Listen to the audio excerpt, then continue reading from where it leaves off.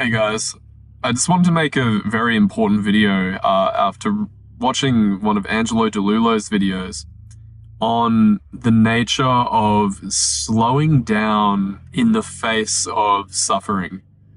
This is just such a critical concept when, let me give you a hypothetical situation, which is very alive for me because it happened just the other day.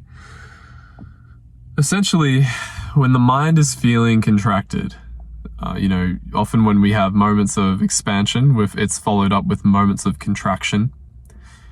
But when the contractions are very particularly compelling, they're very strong, there's like knotting in the body, there's knots in the gut, there's feelings of anxiety, and and your mind is scrambling for the spiritual technique, the right technique to do, right? That is the point, the right technique.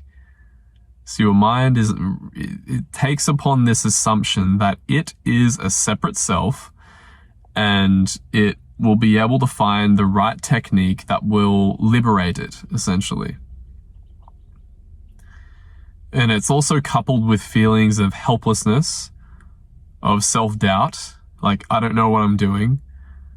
And it can often feel like a ping pong match in your mind, but you're playing with instead of a ping pong ball, you're playing with a boiling hot coal that you cannot escape this ping pong game that your mind is playing. And there's a recognition of that, which brings about the helplessness, and your mind is like scrambling for the right technique. It's like, should I do surrender-based practice where I should just let go and be with natural meditation, surrender to the experience of sensations arising? Or should I be more active and be like doing self-inquiry? And then meanwhile, in the background, the mind is like doubting the fact that it should even be looking to employ the right practice. It's like, no, I'm not doing the right thing. I'm not. And Angelo made the point that this happens for people even in late stages of realization. Like, this stuff goes on for quite some time. So it's not like some trivial little thing that, only you are experiencing. A lot of people experience this, clearly. Myself included. And I want to speak very directly to it and add a different dimension to what Angelo was talking about. So I think what's really, really valuable in this situation is, and this can sound really basic, really simple, which in some respect it sort of is, but just give yourself permission to slow the hell down when that's happening. Because often the mind, it feels like you're treading on eggshells. Like, it's like all of your energy is like halfway up your body, and you're like just tunnel vision, like, oh God, I got to do this practice. I got to do this practice. I got to do this practice. It's all up here. But if you just like take a deep breath, if that's happening, you can maybe remember what I said here. Take a deep breath and be like, okay, my intention now is to slow down, and I'm intending to see clearly what's happening. And your mind can be in this place still. It's like this ping pong balls. You feel it firing off in all sorts of directions. Like, don't do this. You shouldn't be doing this practice. Oh God, this is so uncomfortable. Oh God, I need to get the right practice. Blah, blah. It's like, okay, I see that's happening. I'm going to give myself space. And what I found is very helpful in this situation is to, first of all, from this point, I think it's critical to trust yourself. No matter what I say, what any teacher will say, what any spiritual guru or whatever they've said, all of these things are going to be coming into your mind. Oh, Ramana Maharishi said in this, I need to de-identify from thought. But then Angelo DeLullo said I need to do this. But then Jeff Foster says I need to do this. And then Sam said this. And then you're like, oh, fuck. But you have to trust yourself. You have to trust your own experience to know what's needed in that situation. Nobody can save you. Because the mind does this little thing where it likes to play the victim a little bit. Where it's like, I need somebody to save me. I need somebody to give me the right technique. So we can honor that and acknowledge that first. I think that's super valuable. You have to trust yourself here to know what's needed. But I might make a couple suggestions beyond this point where I found it very helpful in that situation to basically give a voice to those doubts. So I don't want to feel this. Oh God, I got to pick the right practice. If you pay attention, that actually has an energetic inflection in the body.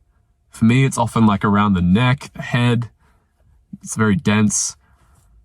Okay, so what you can do is you can connect to the body, that energetic inflection that thought is saying, and you can basically just give it a voice while connecting it to the body. So 50% of your attention is in the sensation, like steeped in it, like a tea bag. Literally, like your attention is in it, swimming in that sensation.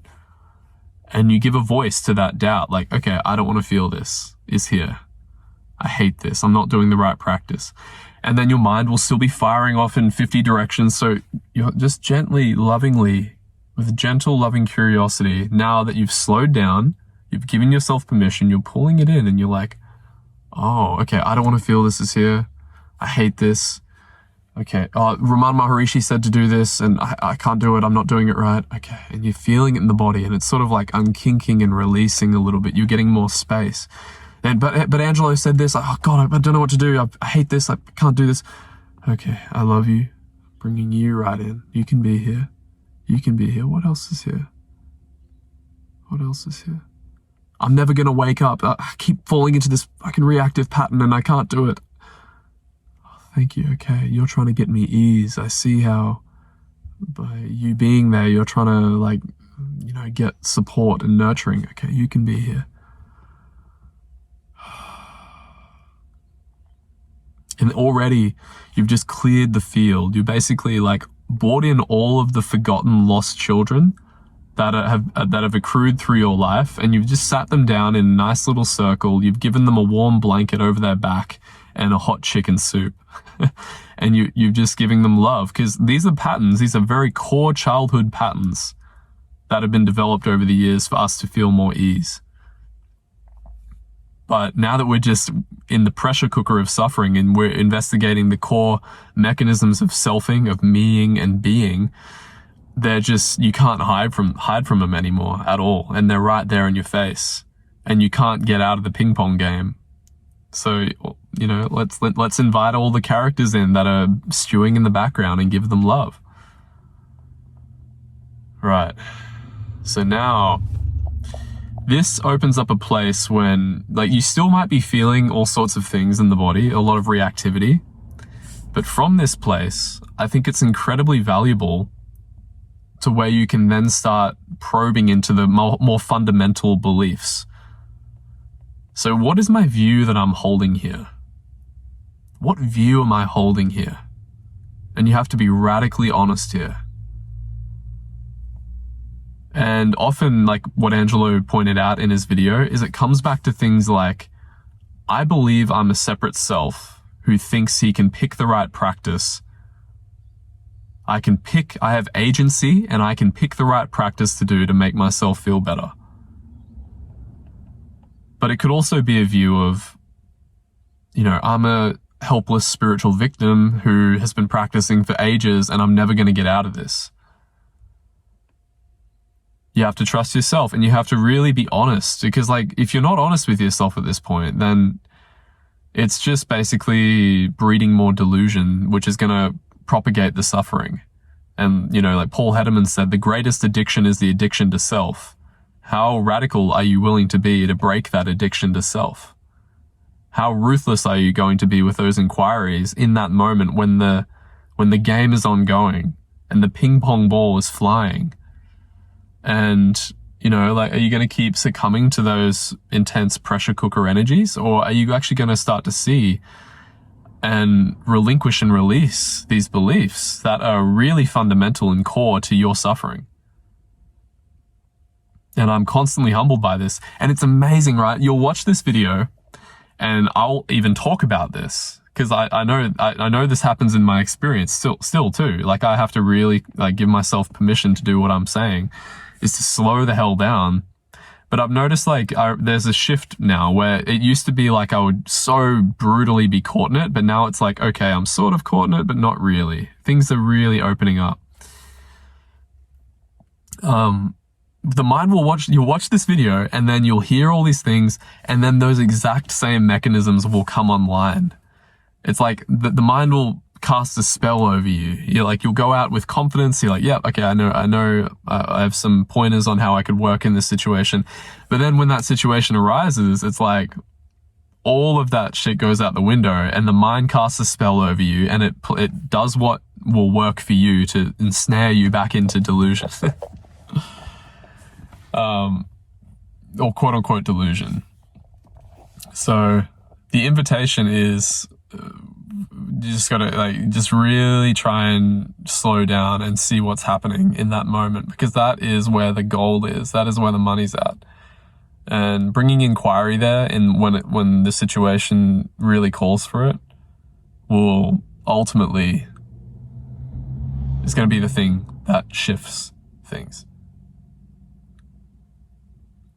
I think that's all I have to say for now. Let me know if this helps, guys. It's challenging territory, and much love to you. Good luck.